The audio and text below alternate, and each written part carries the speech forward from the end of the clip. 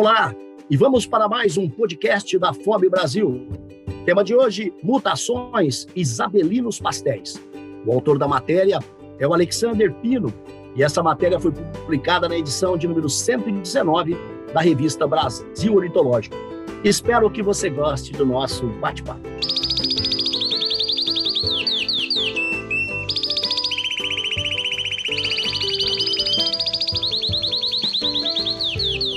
Hoje o nosso convidado é Alexander Pino, mais conhecido como Alex Pino, criador e juiz do segmento de canários de cor, filho de Eduardo Pino, um dos mais importantes criadores do Nordeste.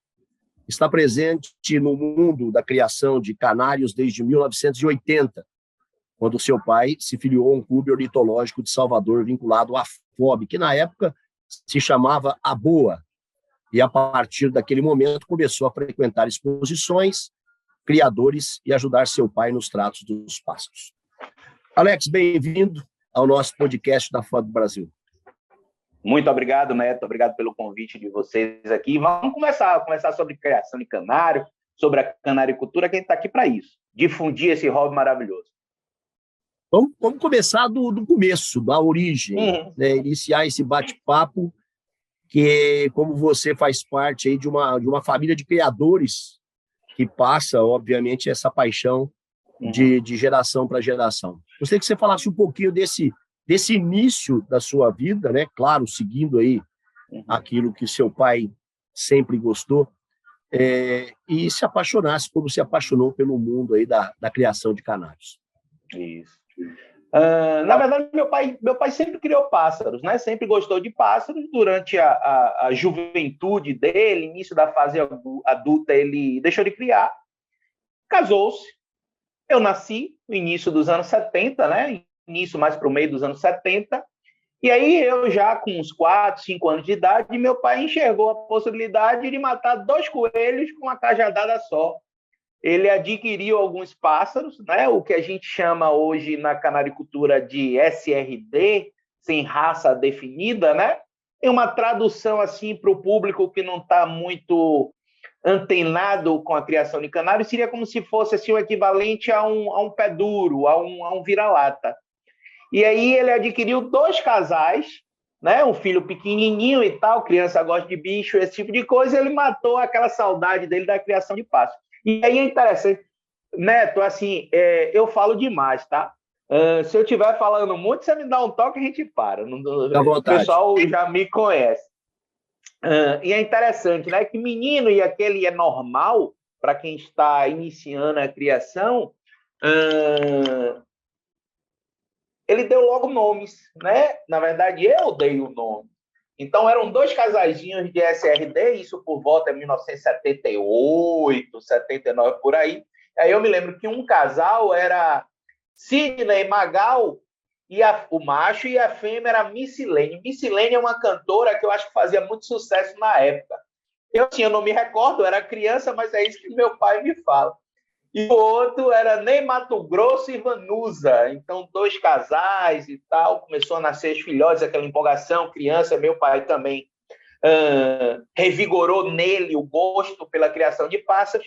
E aí, em 1980, eu tinha 6 anos, 5 anos, 6 anos, mas fica marcado na mente, eu me lembro como se fosse hoje. Foi a primeira visita do Papa João Paulo II ao Brasil.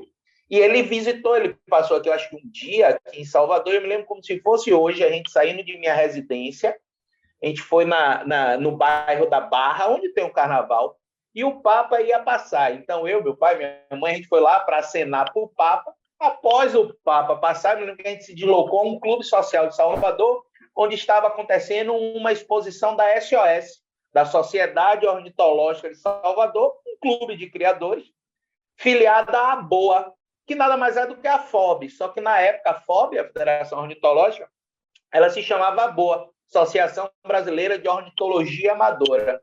Então, naquele momento, ao visitar aquela exposição da SOS, eu consigo perceber até no ar, memória, né? Aqueles bebedouros todos amarelinhos, o cheiro da vitamina que os criadores, os expositores colocam na água dos pássaros, né? Eu consigo visualizar, olha, 41 anos atrás, ainda marcou a memória do guri aqui. E ali meu pai tomou conhecimento do que seria a canaricultura de competição, vamos chamar assim, né?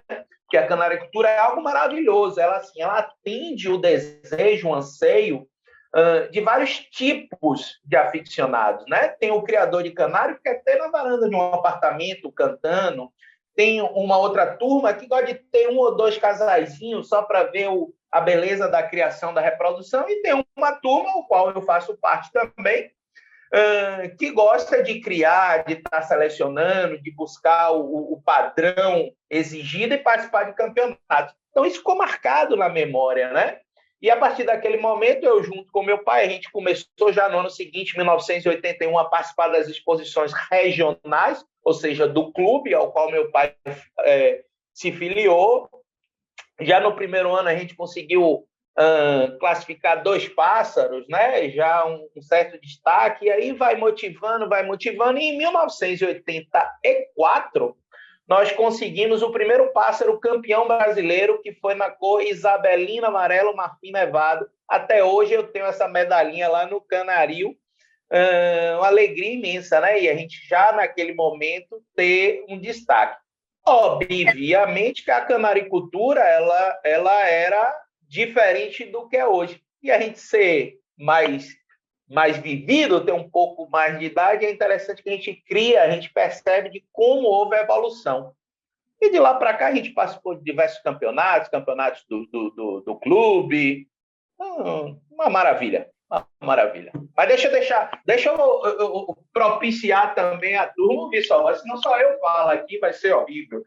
Vamos embora, né? O que é que você manda? Vamos falar sobre criação de canário.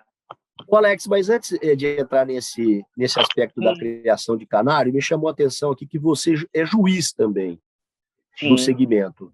E me despertou a curiosidade, porque eu imagino, até pelas conversas que nós tivemos com outros participantes, que atingir o ponto de ser juiz demanda uma série de coisas, né? Você não é pura e simplesmente juiz sem ter um conhecimento pleno, sem atingir um perfil para isso. O que é preciso para chegar a esse posto de juiz, que é, sem dúvida nenhuma, muito importante na canaricultura? É interessante, eu tiro o fone aqui para não ficar gritando muito no ouvido de vocês, tá certo? Aí eu ouço aqui, tiro aqui, para não ter problema. A canaricultura, se a gente fosse assim falar um pouquinho da canaricultura de competição, a gente tem ela segmentada basicamente assim em 3 submodalidades. Seria a canaricultura de canto, onde o que interessa é o canto, o timbre do pássaro. Existe a canaricultura de porte, onde é avaliado no pássaro diversas formas do corpo, a plumagem, a postura do animal. E existe a canaricultura de cor, onde hoje nós temos mais de 700 cores diferentes homologadas, tá? É o qual eu sempre fiz parte, sempre criei. E aí, já respondendo a sua pergunta, para se tornar um juiz em um desses segmentos, é necessário que você tenha um conhecimento técnico. O que seria esse conhecimento técnico? Conhecimento técnico, pelo menos, satisfatório de genética, porque nós vamos lidar com acasalamentos, né? A gente tem que entender como funciona ou como se comporta os acasalamentos, né, de diversas cores, seja entre cores, entre mutações ou esse tipo de coisa. Temos que ter também um conhecimento técnico bem firme sobre os padrões, porque eu acabei de me referir que na canaricultura de cor nós temos mais de 700 cores. Para cada cor dessa, existe um padrão a ser atingido. Tá certo? Então, assim, vou chutar uma cor aqui. Canela amarelo intenso. Então, tem lá no manual de julgamento, que é, digamos assim, é o local onde está listado o padrão. Lá está o que se espera de um bom canela amarelo intenso. Ele tem que ter a plumagem assim assado, a forma dele de uma determinada forma. A melanina, por ser canela, é marrom, mas tem que ser marrom oxidada, escurecida. Como vai ser os riscos das costas, como vai ser o lipocromo amarelo. Uma série de características que vão formar o padrão ideal. Então, o juiz ele tem que ter em mente esse padrão, teoricamente falando, guardado, e principalmente, ainda hoje eu respondi um amigo de Fortaleza que me questionou exatamente o que você está perguntando. Surgiu nele o interesse de se transformar em um juiz e ele listou o que ele está fazendo, né? A leitura de material teórico do manual de julgamento. E ele me perguntou, Alex, o que é que eu faço mais? E a resposta basicamente é visitar criadores, o maior número de criadores possíveis, para que você possa visualizar as diversas cores, porque em um julgamento você está lá para escolher, dentre aqueles pássaros que são apresentados em uma determinada cor, e a depender do campeonato pode ter poucas cores ou muitas cores, então você tem que ter o domínio de todas. Então, dentre aqueles pássaros que estão apresentados naquela cor, você precisa colocar na ordem e escolher os pássaros que mais se aproximam a esse padrão definido. Então, eu falei, é interessante a experiência, a vivência, o participar de campeonatos é fundamental e, principalmente, acompanhar julgamentos. Foi uma das coisas que me fez ganhar mais vivência e mais conhecimento. Quando eu era jovem, tinha 12, 13, 14, 15 anos, nessa exposição desse clube aqui em Salvador, na época eram 400 e poucos pássaros.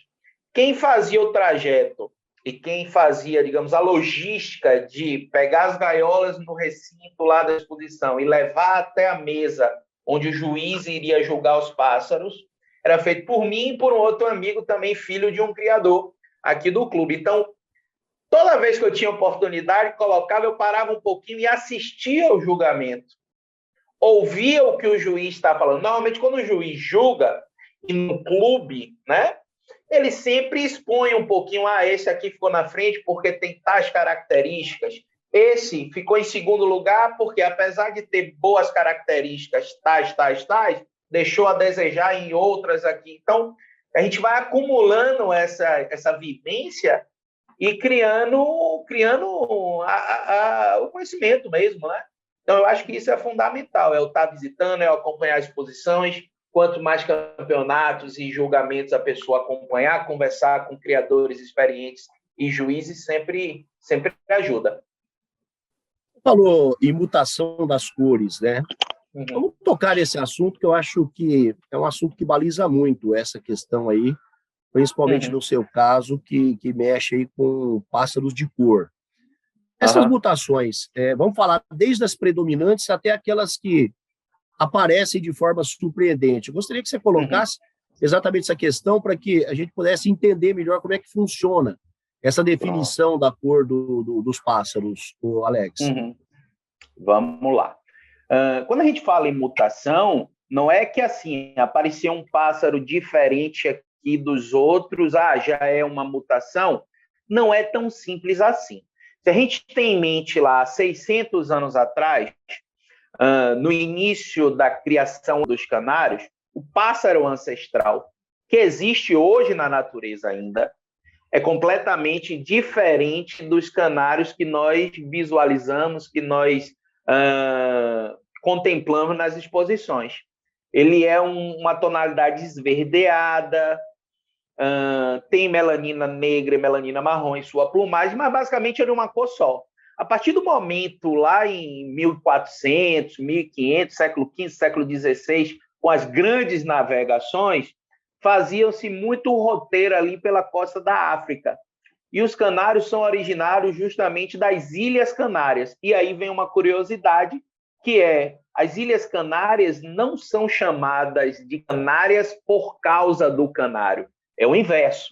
O canário é chamado de canário porque o ancestral, o pássaro ancestral, o canário selvagem, vamos dizer assim, ele era nativo daquela região ali, daqueles complexos de ilhas ali no litoral norte da África, já chegando na Europa lá. Ilhas Canárias, na verdade, derivam do nome canes, né? Que eram os cães selvagens e tal, e aquelas ilhas serviam de entreposto, os navios paravam lá para abastecer água, víveres, esse tipo de coisa e continuar. E aí os marinheiros pegaram alguns pássaros na natureza e levavam para a Europa. E a partir do momento que você cria um pássaro ou qualquer animal em cativeiro com acasalamentos direcionados, ele acaba por si só aumentando a possibilidade ou a probabilidade de acontecer mutações. O público em geral, ele não tem um domínio muito grande do conhecimento do canário, do pássaro, mas de cachorro tem. Então, o cachorro é um animal doméstico, assim que o canário também é um animal doméstico. É interessante a gente dar essa pitadazinha. Não existe proibição, não precisa de autorização de IBAMA, nada.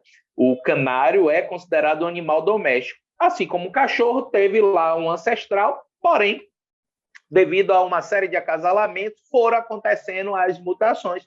E aí a gente vai chegar nessa questão. Basicamente, a mutação ela pode ocorrer de duas formas.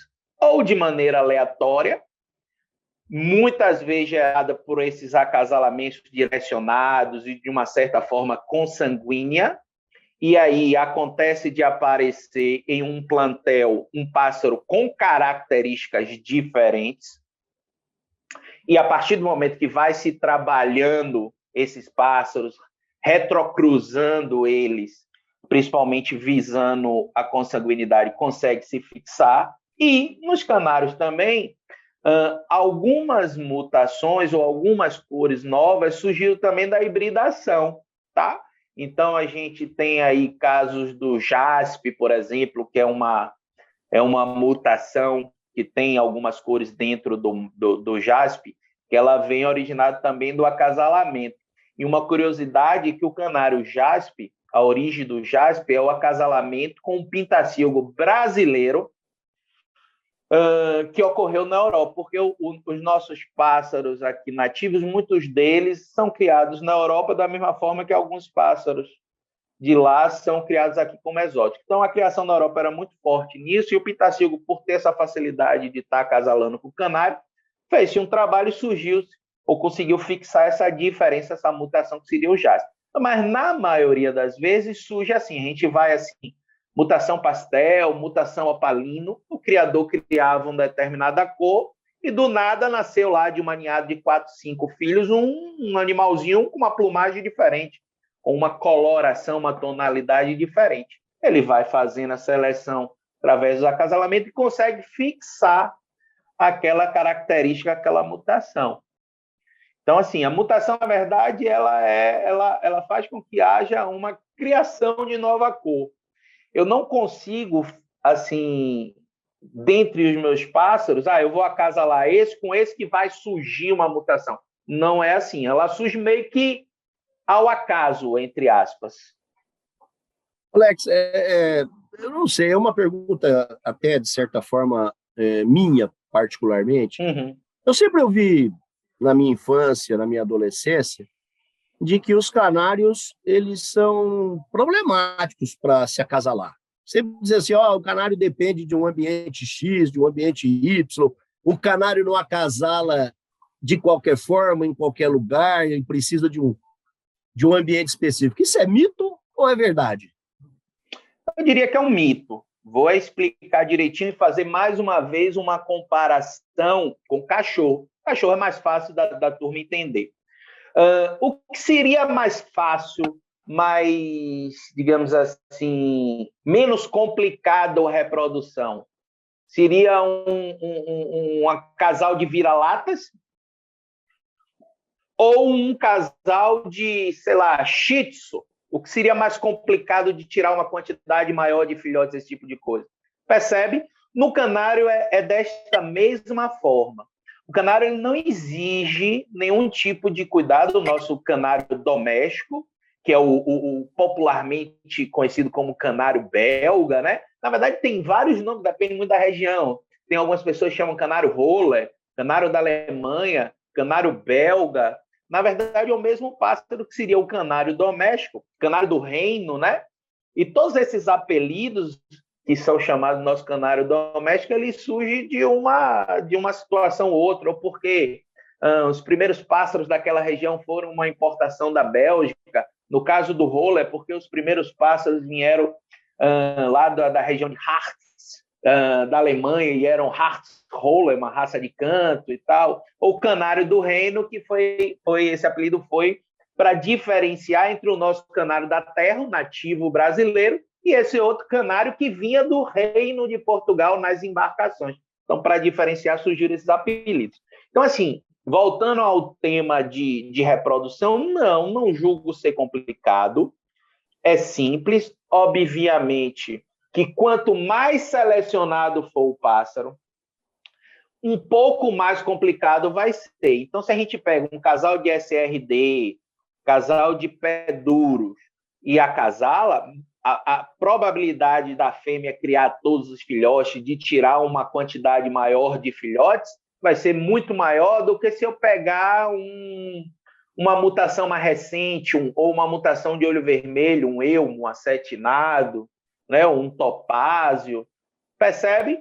E dentro da cor, se a gente seleciona mais, e normalmente quando essa seleção ela é feita, e aí é até um meia-culpa que nós, criadores de competição, devemos fazer, na minha humilde opinião, que é sempre selecionar pelo fenótipo, pela aquilo que a gente visualiza no pássaro ou que aquilo que a gente busca da característica dele para ser um bom pássaro, um bom canário visualmente para participar da exposição. Quando a gente seleciona os pássaros dessa forma, a gente perde um pouco da rusticidade. A gente não vai selecionar o macho que canta mais, que é mais fogoso. A gente não vai selecionar ou a gente não vai guardar como matriz as filhas daquela fêmea que cria muito bem. A gente meio que deixa em segundo plano essas duas características fundamentais para a reprodução. A gente sempre busca aqueles que são melhores tecnicamente, ou seja, que estejam mais perto daquele padrão que eu expliquei anteriormente. Então, com isso, essa seleção, infelizmente, perde-se um pouquinho a rusticidade. Se a gente for fazer aqui, em uma temporada de criação, que aqui no Brasil normalmente é segundo semestre, em algumas regiões se estende para janeiro e tal, até fevereiro, em algumas regiões, a média de um casal de competição é tirar 5 filhotes, 4 filhotes por casal durante aquelas 4 ninhadas. Você conseguir ali 5, 6 filhotes daquele casal em média para a canaricultura de competição já é um bom resultado. Se a gente estivesse falando de pé duro, de SRD, diria até que dobra, percebe? Então, assim, não é o canário em si, é o fato de que quanto mais selecionado, e mais selecionado ele for para o aspecto de competição, um pouquinho mais de dificuldade a gente vai ter de estar reproduzindo os pássaros, né? Então, assim, não tem um ambiente, precisa ser um ambiente todo assim, não, mas precisa ser pelo menos assim, não pode ser numa área onde você toda hora tira a gaiola de lugar, bota um lugar, bota no outro, não, mas uma área tranquila, em uma varanda, por exemplo, se eu quisesse aqui no cantinho aqui pendurar um casalzinho para reproduzir e, obviamente, com os cuidados de na época de filhote, não acender a luz de noite, para a fêmea não ficar fora do ninho, esse tipo de coisa, não teria problema nenhum. Alex, essa questão do canário de cor é levado em consideração também o canto, ou é diferente? O canário de cor é o canário de cor, não tem nada a ver com o canário do canto, ou o canário de cor, se cantar bem, juntando as duas coisas, favorece? Não.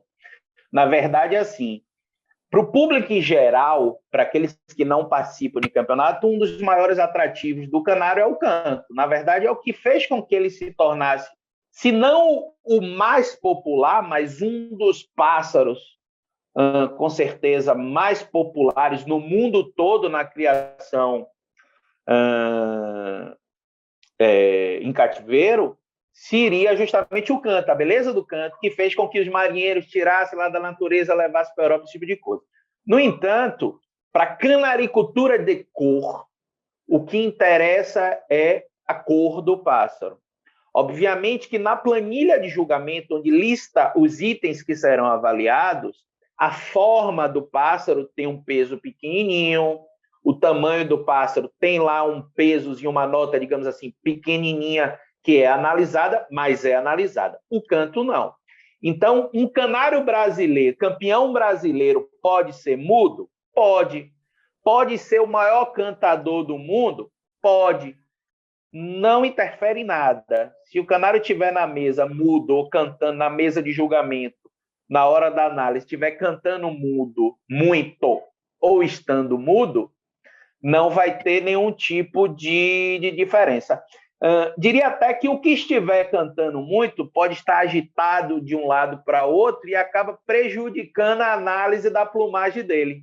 Então, se ele tiver de uma maneira mais elegante, né, sem cantar, pode até cantar um pouco, mano. É melhor para visualizar a plumagem dele. Mas, assim, o canto, nesta possibilidade, neste segmento, ele é zero, tá? Aí existe dois segmentos, que seria o de canto. Vamos dizer que tem as raças Malinois, Brado Espanhol, Haas Roller. E existe um novo segmento, que é uma paixão brasileira que a FOB abraçou recentemente, que seria o que a gente chama de canto livre, que em alguns lugares é valorizado aqueles pássaros que cantam muitas vezes em um determinado período de tempo. Em outros, essa parte de canto livre é quem canta por um período maior de tempo dentro de um período de tempo estipulado. Então, tem um canto livre, que é isso, é o que vai ser analisado, ou é o tempo de duração do canto, ou a quantidade de cantos, aí depende da regra do campeonato lá, de canto livre. Existe o canto, entre aspas, clássico, que são essas raças que eu falei, onde o que vai ser analisado vai ser justamente o timbre, as notas, é mais técnico, né? Como é o canto em si. Mas na canaricultura de cor, não. O bichinho pode ser mudo, que não vai sofrer problema, não. Eu peguei uma parte do artigo que eu achei extremamente interessante, que fala que a evolução da qualidade de um plantel não se dá através de, entre aspas, receitas mágicas, e sim através de um processo organizado de seleção por meio de acasalamentos direcionados e com fins específicos. Gostaria que você traduzisse em miúdos exatamente isso, porque eu acho que é basicamente a essência da reprodução aí de canários de cor. Seria isso, Alex? Porque assim, ela como eu falei, existe um padrão. Então, uma determinada cor, ela tem lá o padrão pré-determinado. O objetivo do criador é tirar pássaros que mais se aproximem desse padrão esperado. Porém, a genética ela é maravilhosa. Em alguns momentos, pássaros com característica, ela é maravilhosa e não é matemática, tá? Então, assim, você acasala um determinado macho com uma determinada fêmea, e assim, você tem uma expectativa de como vai sair os filhotes, mas não é certeza.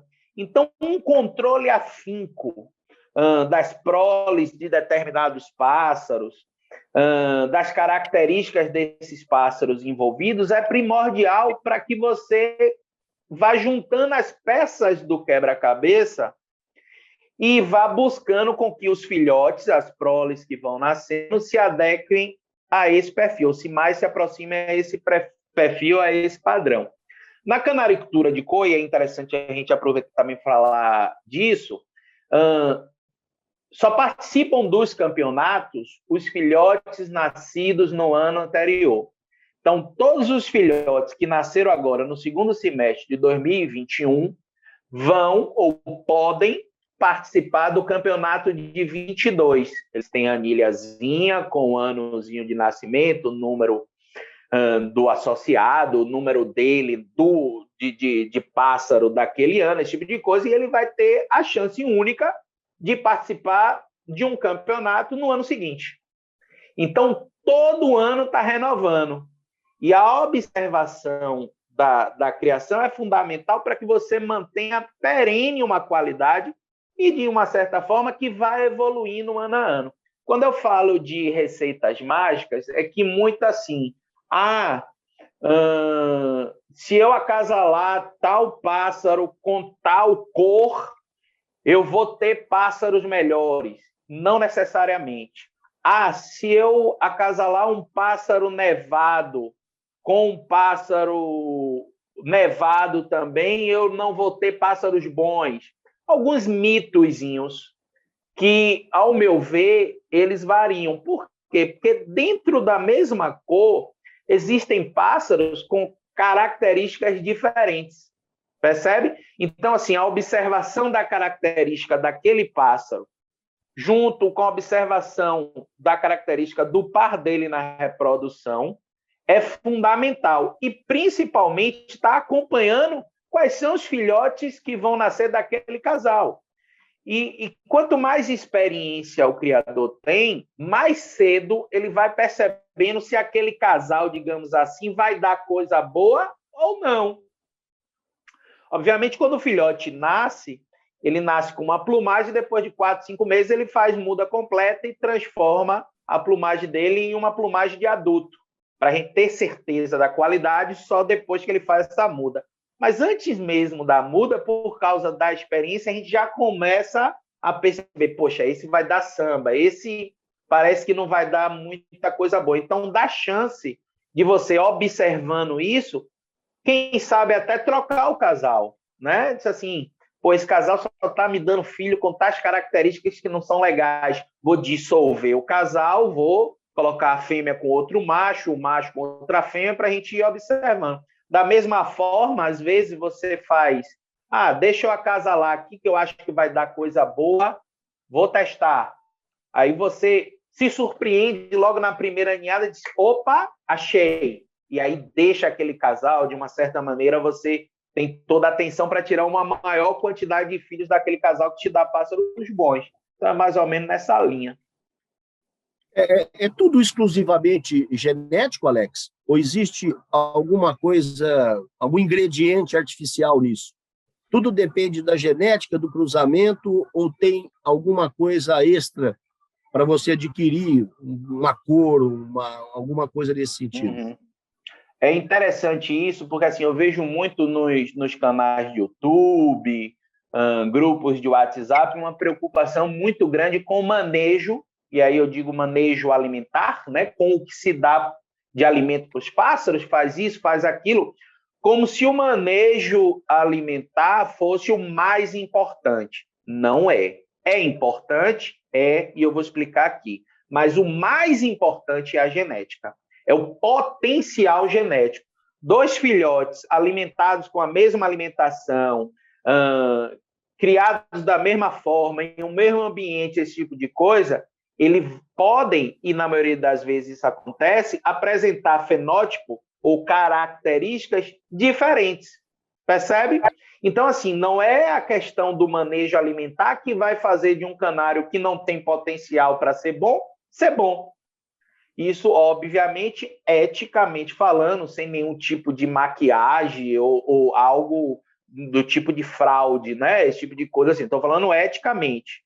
Porque, assim, quando você me pergunta assim, Alex, tem alguma coisa artificial, esse tipo de coisa? A plumagem do pássaro, ele é composta, digamos, de 2 pigmentos. Tem a parte que nós chamamos de melanina, que são os pigmentos escuros, né? Melanina negra, melanina marrom e a felmelanina, que é da extremidade, que é marrom também. E o lipocromo, tá? Que no caso dos canários, amarelo, lipocromo amarelo. Quando não tem lipocromo, é o que a gente chama de fundo branco. E o lipocromo vermelho, que assim, ancestralmente não estava presente no patrimônio genético dos canários, mas através da hibridação com um pintacilgo da Venezuela, que é vermelho e preto, conseguiu passar para os canários a possibilidade dele fixar esse lipocromo vermelho.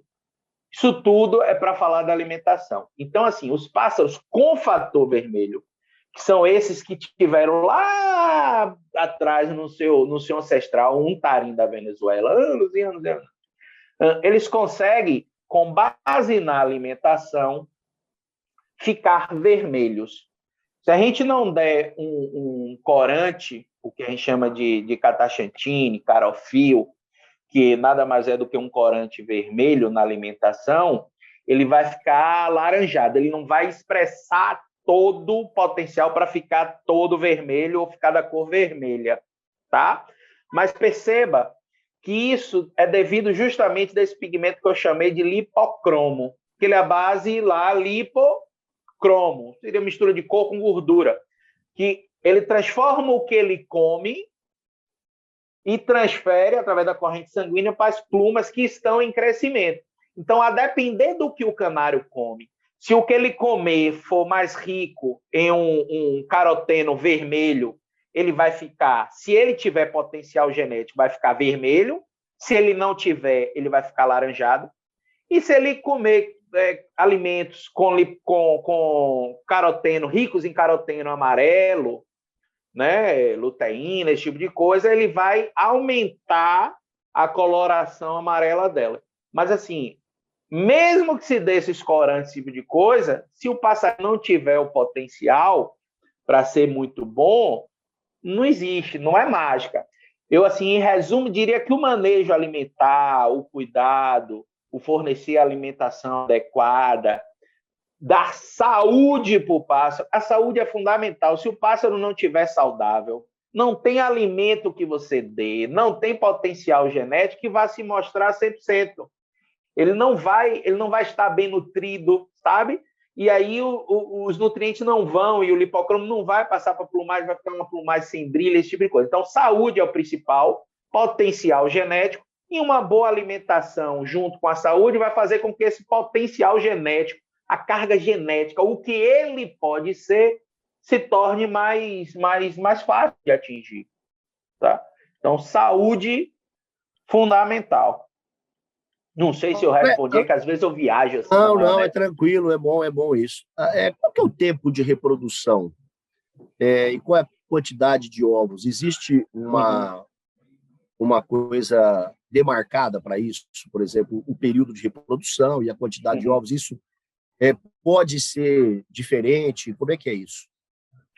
De uma certa maneira pode, depende muito do condicionamento e da região.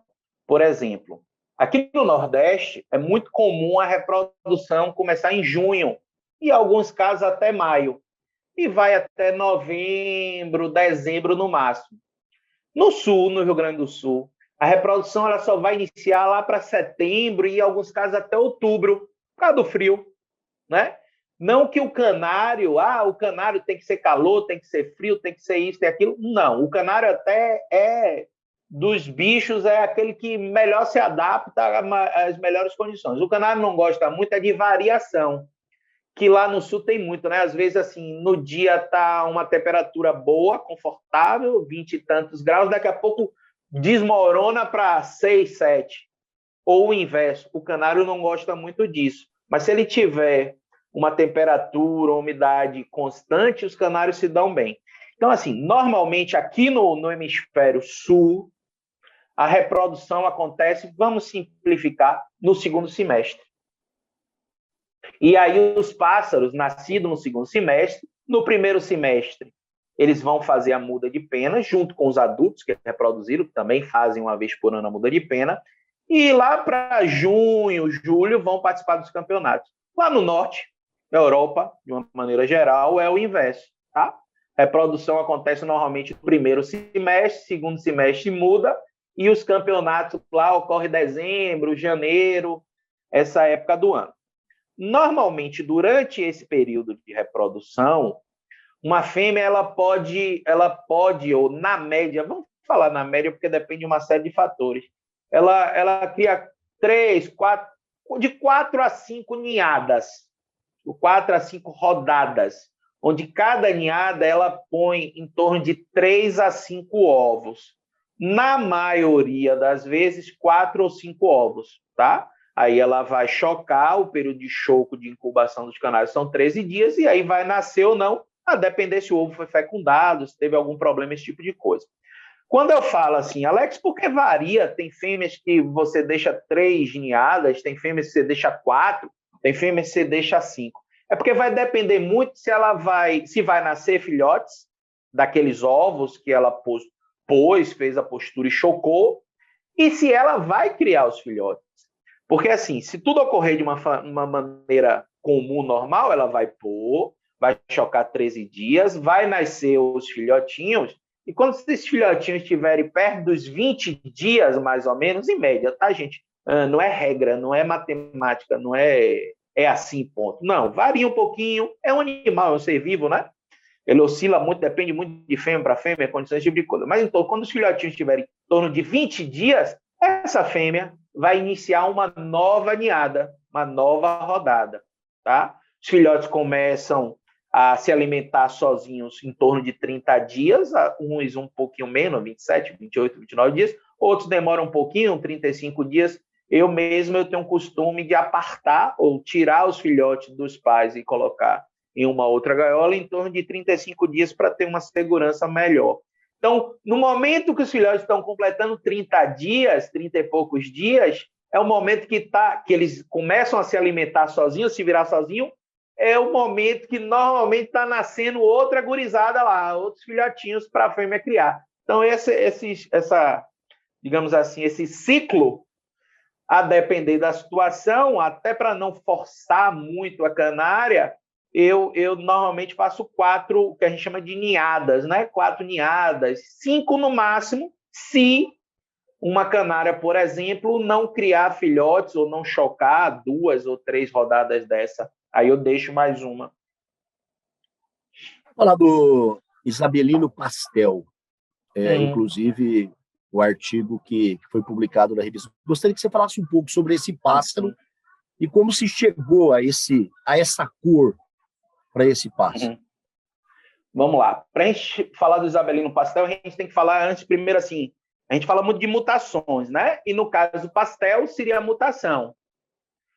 As cores básicas, vou chamar assim para simplificar o entendimento, tá certo, gente? As cores básicas seriam, ou clássicas, como alguns de nós chamamos, seria o negro, que a depender se ele tem lipocromo amarelo, lipocromo vermelho ou ausência de lipocromo, a nomenclatura do negro vai ser azul, verde ou cobre, mas a melanina é negra, é o mesmo pássaro, só muda a cor de fundo. O ágata, que é melanina negra, mas reduzida, ela vai estar em menos parte do corpo. Existe o canela, melanina, ao invés de negra, vai ser marrom. E existe o isabelino, que é uma melanina negra diluída e reduzida, tá? Que ela fica numa tonalidade bege. Então, essa, digamos assim, seria a base. O negro, o canela, o ágata e o isabelino. Seriam as cores clássicas. As diversas mutações, ou boa parte das mutações, ela interfere nas 4 cores básicas. Algumas mutações são únicas, digamos, fel, acetinado, né, a asa cinza, ela interfere ou ela é julgada em cima de uma única possibilidade. Mas a grande maioria não. Ela interfere nas 4 cores básicas e criou-se 4... não queria falar subcores, mas é como se fossem 4 linhas próprias. Então, existe o negro pastel, vamos falar do pastel, o ágata pastel, o canela pastel e o isabelino pastel, que são pássaros negros, ágatas, canelas e isabelinos clássicos que sofreram a influência da mutação pastel e cada um tem suas características. Então, o isabelino pastel nada mais é do que um pássaro isabelino clássico que sofreu a influência da mutação pastel e das características deles. Alex, por que você escreveu sobre os isabelinos pastéis? É porque, assim, a gente já cria há um bom tempo, tem obtido bons resultados e é um passo que visualmente me agrada. Então, eu disse, vou juntar o útil ao agradável. Eu tenho, assim, meio que o dever como juiz de estar escrevendo artigos técnicos, esse tipo de coisa, e escrever de algo que você gosta é sempre mais fácil, né? Então, os isabelinos pastéis é isso. É um isabelino que sofreu a influência da mutação pastel, como tem isabelino opalino, entendeu? Então, tem todas essas outras mutações, é possível interferir também, mas especificamente a mais antiga de todo é o isabelino pastel. E, coincidentemente, coincidência mesmo, a mutação pastel, lá na década de 60 do século passado, ela surgiu de um casal de isabelinos. Ah, Alex, então o pastel é do isabelino? Não, o pastel ela interfere em todas as outras cores, negro, ágata, canela, tudo direitinho. É que assim, coincidentemente surgiu do pastel. E aí, depois que surgiu um passarinho diferente, na ninhada de um casal de isabelinos clássicos, surgiu um passarinhozinho diferente lá. Eu disse, opa, que passarinho diferente é esse? O que seria isso? Aí o criador, lá nos anos 50, 60, ele começou a fazer acasalamentos, né, consanguíneos, e aí conseguiu fixar essa mutação que tem características únicas, belíssimas, e depois transferir, junto com outros criadores, devem ter entrado também no circuito, adquirido alguns passos, e conseguiu transferir também o impacto da mutação pastel para as demais cores clássicas. Alex, por que um pássaro tão bonito, como você mesmo disse, a gente percebe pelas fotos mesmo que ele é muito bonito, de beleza apurada, elogiada, por que não existe tanto interesse em criá-lo? Porque aqui mesmo no artigo você cita, né, os canários isabelinos pastéis têm a sua beleza elogiada por muitos, mas infelizmente poucos criadores do Brasil se dedicam a criá-lo. Existe alguma característica que dificulta a criação dele, ou por que os criadores não criam ou não se interessam em criar o isabelino? Não tem assim, por exemplo, assim, você me diz assim, Alex, é mais complicado criar? Não, longe disso. Por quê? Assim, se a gente fosse separar, na canacultura existem os pássaros que a gente chama de linha clara, que são aqueles que na sua plumagem não tem o pigmento que a gente chama de melanina, o pigmento escuro, preto ou marrom, né? Ele é formado todo de lipocromo, todo amarelinho, ou todo branquinho, ou todo vermelho. Ou, no caso dos mosaicos, né? Aí tem a mescla da área sem lipocromo da área com lipocromo, fica branco e amarelo, ou branco e vermelho, esse tipo de coisa. E existem os canários melânicos. A primeira mutação que foi fixada, que foi contemplada, são os pastéis. Depois dela, surgiram outras e outras e outras e outras mutações. O xodó, o gosto do brasileiro, é o pássaro lipocrômico. É o pássaro todo branquinho, ou todo amarelinho, todo vermelho. Se a gente vai em qualquer campeonato, seja de um clube que tem uma quantidade boa de pássaros, ou no Campeonato Brasileiro, quantidade de pássaros que estão concorrendo em determinadas cores na linha clara é muito maior. Por exemplo, a gente vê assim um Campeonato Brasileiro, a cor branco, tem mais de 100 pássaros concorrendo. Amarelo, mais de 50, vermelho, 80, 90, percebe? Tem mais aficionados, é do gosto mais. O isabelino pastel, na foto, você pode dizer assim, poxa, mas é praticamente um amarelo. Não é, ele tem uma melanina diluída, um bege bem clarinho, que na minha opinião, e de algumas pessoas também, é muito bonito, mas tem. E, de uma certa maneira, tem assim a questão do gosto do brasileiro. Eu acho que é uma questão mais do gosto. Não tem dificuldade, não tem nada. E sempre dá novidade, sempre vão surgindo cores mais novas, vai atraindo interesse, né? E aí, por isso, infelizmente, no brasileiro, a gente vê, por exemplo, a série ao qual a gente obtém, que a gente cria, obtém sucesso, que seria Isabelino Pastel sem fator vermelho, que seria os Isabelinos Pastéis prateados, fundo branco, ou Isabelino Pastéis amarelo, que é o fundo amarelo, são em torno de 15 criadores expõem no brasileiro, que é muito pouco se a gente comparar com um branco, com um amarelo, percebe? Então, o artigo, na verdade, ele busca incentivar a criação do isabelino pastel, né? Na verdade, um dos motivos foi justamente esse, em mostrar, cara, é lindo aqui o bicho, maravilhoso, vamos criar mais. Quanto mais criadores tem, maior a chance de a gente estar melhorando a qualidade. Quando eu falo melhorando a qualidade, a pessoa que é leiga no campeonato de concurso remete logo à qualidade de canta mais, reproduz mais. Não. A qualidade que eu falo é de se mostrar mais perto do padrão. Então, quanto mais gente trabalhando, criando, selecionando, melhor para todo mundo, que a qualidade vai aumentando, um vai puxando o outro, quando a gente vai ver, o plantel está de excelência, né? Que países se cria o isabelino pastel? A exceção do Brasil, existem outros países? Não, sim, no mundo todo. A América do Sul tem criadores, né? Na Europa tem criadores, mas de uma maneira geral, até na Europa, ela é um tanto quanto parecida com o Brasil também. Tem uma quantidade boa de criadores. A nomenclatura na Europa é um pouquinho diferente. Então, assim, ele não tem dentro de uma série. A série é assim: Isabelinos Pastéis sem fator vermelho. Aí ele agrupa todas as cores de isabelinos pastéis prateados e amarelos, e o vermelho é a parte. Então, essa série, por exemplo, são 10 cores diferentes, tem questões de categoria, variedade, que é o que diz a questão do lipocromo. Na Europa é um pouquinho diferente, então tem menos cores.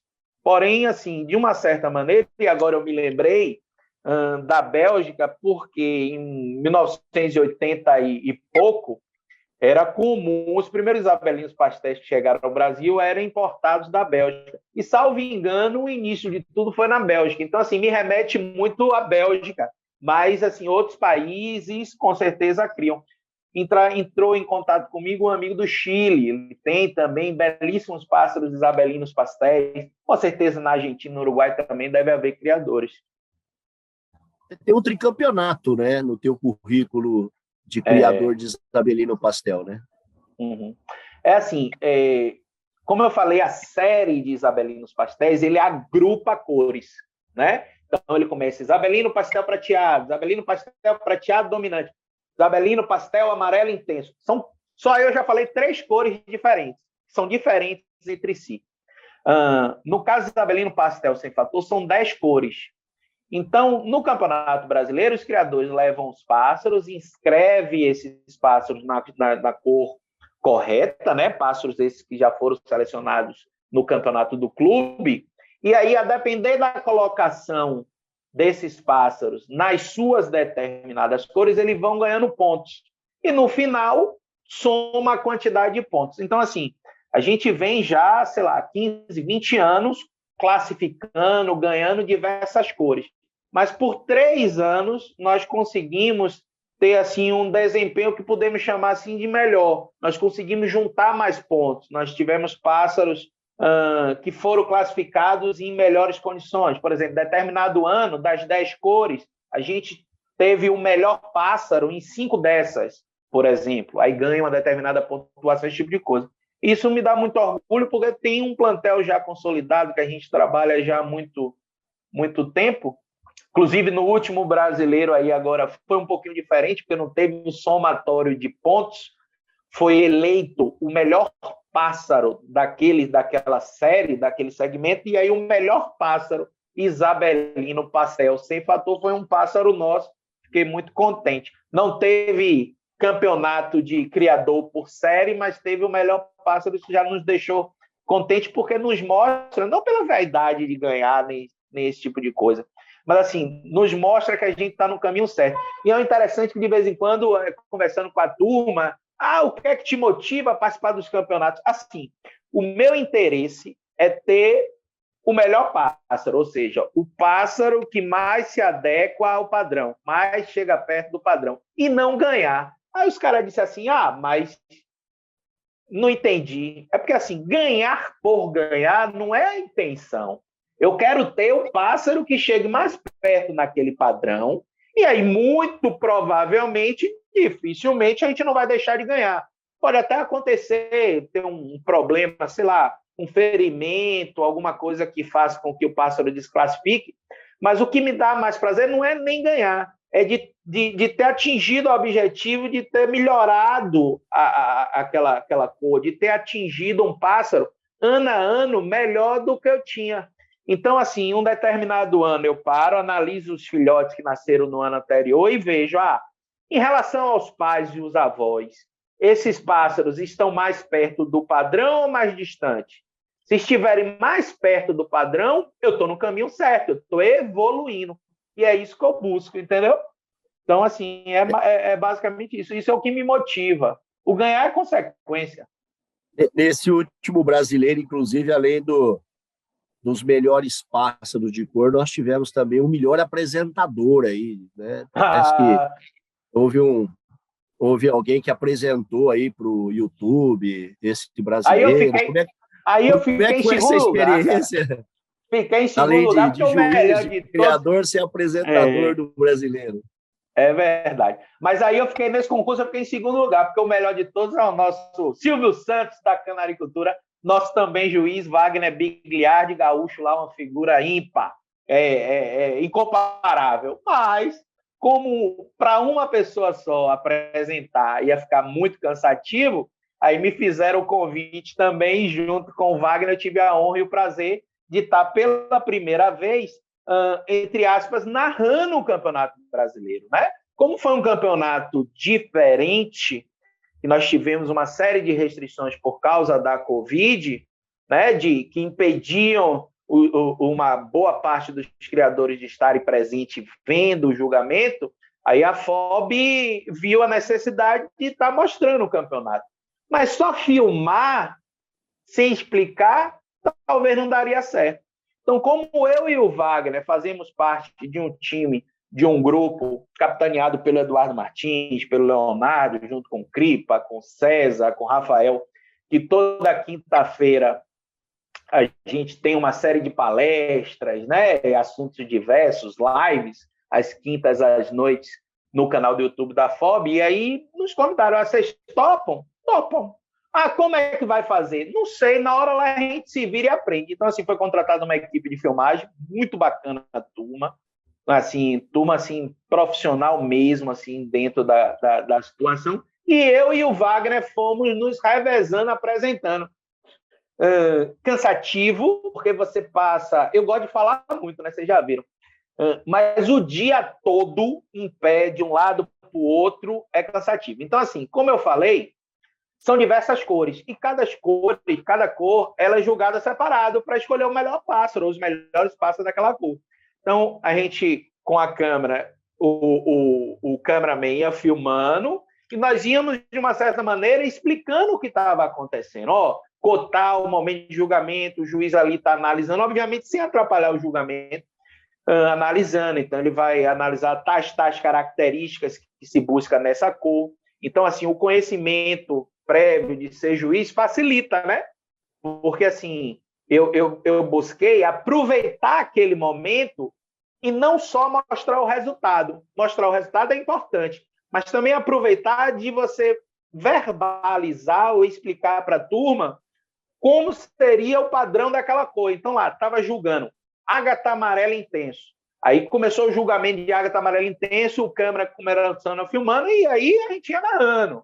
Não, ágata amarela intenso, precisa de tais características, é isso que o juiz vai avaliar, esse tipo de coisa, e depois a gente mostrava o suspensezinho do resultado, a gente mostrava o número da gaiola. Na grande maioria das vezes, na etiquetazinha tem só o número da gaiola e esse ano também a cor do pássaro. Mas não tem o nome do criador. Então, muitas vezes, a gente não sabia nem quem é o criador ali daquele pássaro. A única vez que eu soube foi quando, coincidentemente, um pássaro meu foi campeão brasileiro. Rapaz, quase que eu choro na hora. Na hora que eu fui mostrar, Lutino Mosaico Fêmea. O quinto lugar foi gaiola tal, o quarto gaiola tal, o terceiro, o segundo. E aí a campeã brasileira, gaiola número tal. Rapaz, na hora que eu vi que a gaiola era de um pássaro meu, eu digo, rapaz, a emoção é maravilhosa, um negócio assim indescritível. Ainda mais de uma cor que eu estava criando há pouco tempo, esse tipo de coisa nos emocionou.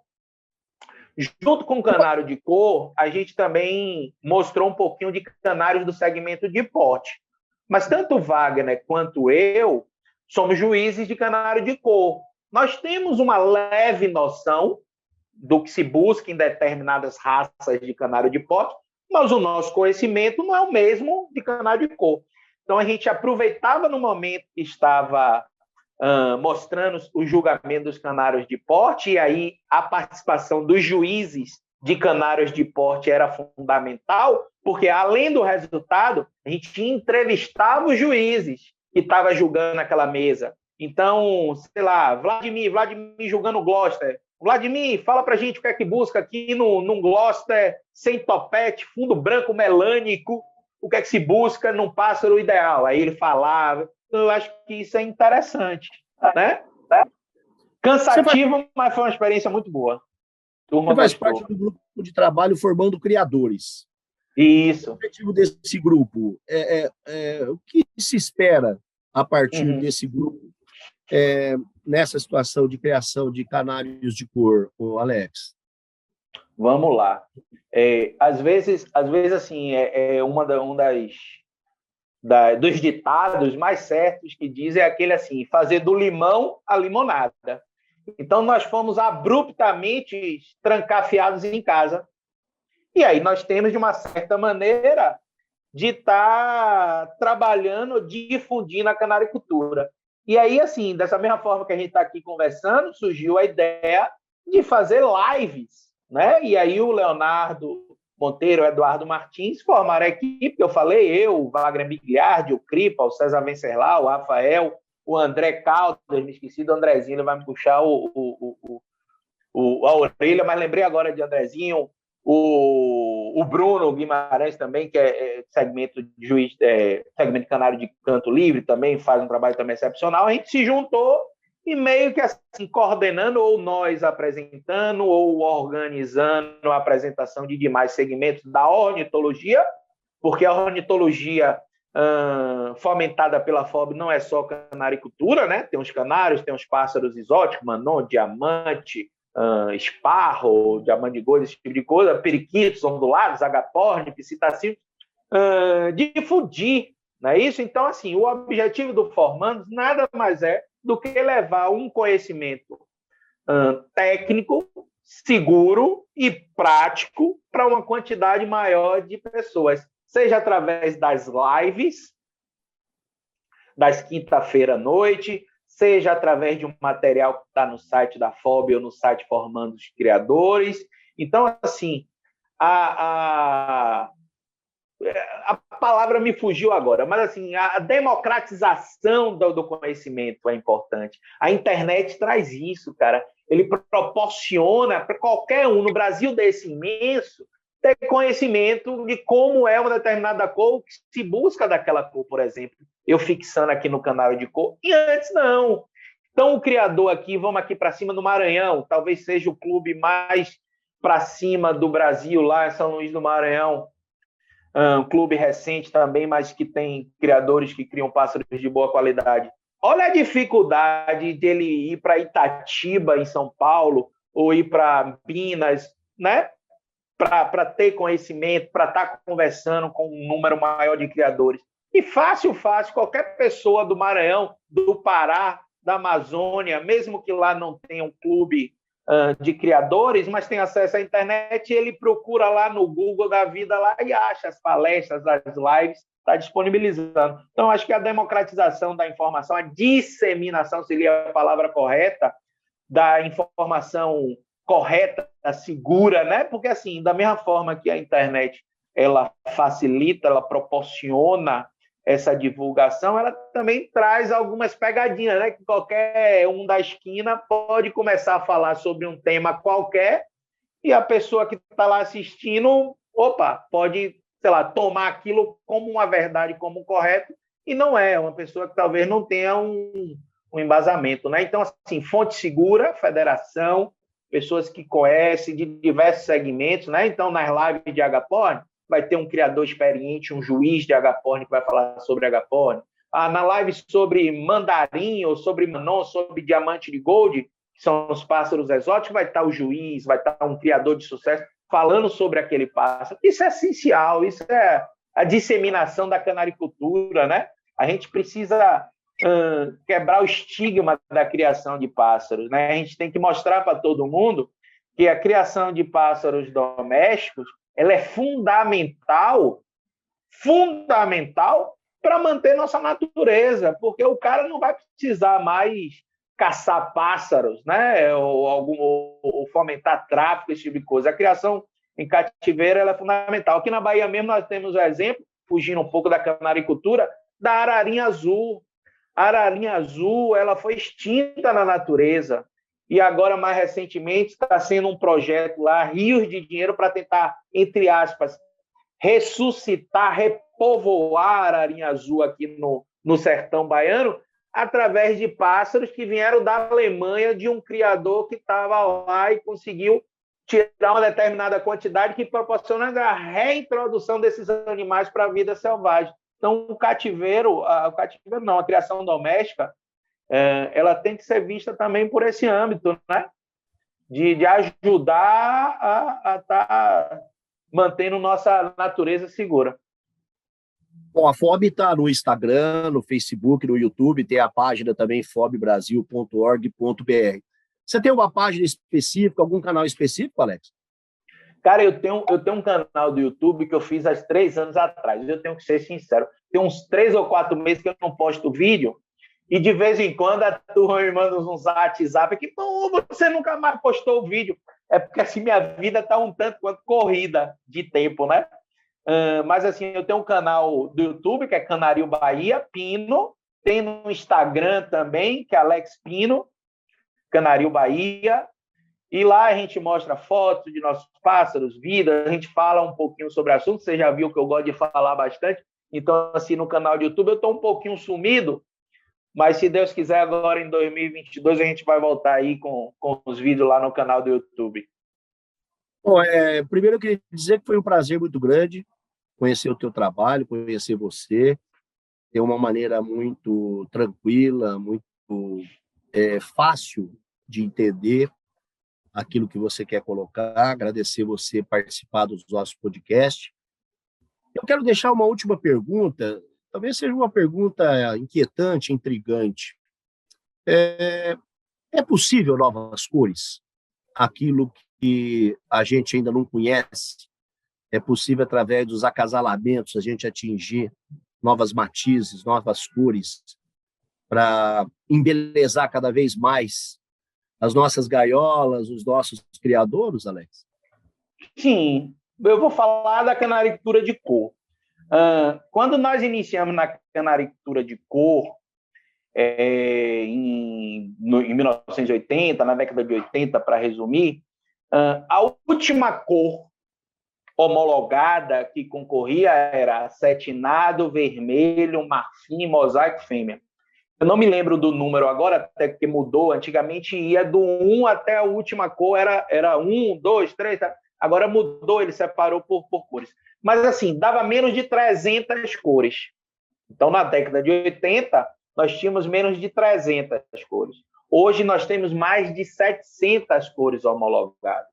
Então, a possibilidade de surgir novas cores... Quando a gente fala mutação, um nome assim meio que causa uma estranheza. Pô, mutação, um negócio, sei lá, uma aberração. Não, existem várias micromutações, mas assim, uma mutação que mude a plumagem ou a visualização daquela plumagem, tonalidade, seja de melanina, ou seja, do lipocromo, ou seja, da onde esteja a melanina ou lipocromo na pena, ela sim é possível.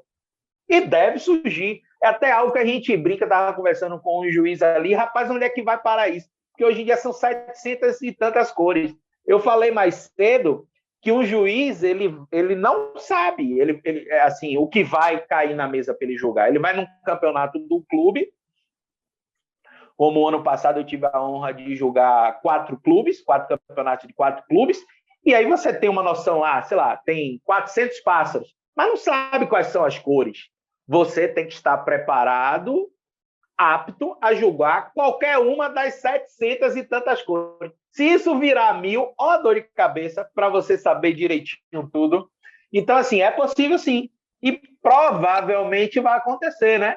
A criação em cativeiro, ela faz com que isso aconteça. Em todos os animais é assim, cavalo, vaca, boi, coelho, galinha, né? Vão surgindo, fixados pelo homem. Então aí, vamos ter que aprender as novidades, né? Já que é genético, tem o predominante e tem o recessivo, né? Quer dizer, tudo pode acontecer.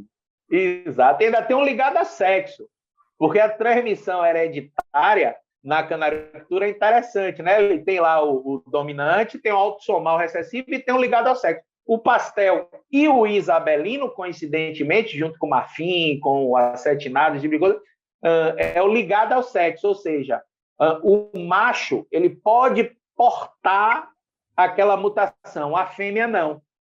Já em outras mutações, opalino, topázio, ônix, tanto macho quanto fêmea podem portar a mutação. E aí, para você tirar um filhote daquela mutação, o gene está presente tanto no macho quanto na fêmea, seja de forma recessiva em ambos, ou o pássaro sendo um portador. No pastel, não, basta ter o macho. Se o macho for pastel ou se o macho for portador de pastel, com a fêmea que ele acasalar, já vai sair fêmeas pastéis. Tá vendo? Grande abraço, viu, Alex? Obrigado pela entrevista. Foi um prazer muito grande conversar com você aqui no podcast. Eu que agradeço aí o convite, aí, um prazer. Desculpe falar demais. Talvez não tenham dito para vocês, né? Pegaram vocês no sul e disseram, rapaz, Alex fala demais. Mas é mesmo, vamos embora. Prazer enorme aí. Um abraço aí a todos. Quero te convidar para conhecer mais sobre a Ford Brasil. É só seguir nossas redes sociais no Instagram, no Facebook e também nossos canais no YouTube e no Spotify. Curta, compartilhe e deixe sempre seu comentário. Até o próximo programa.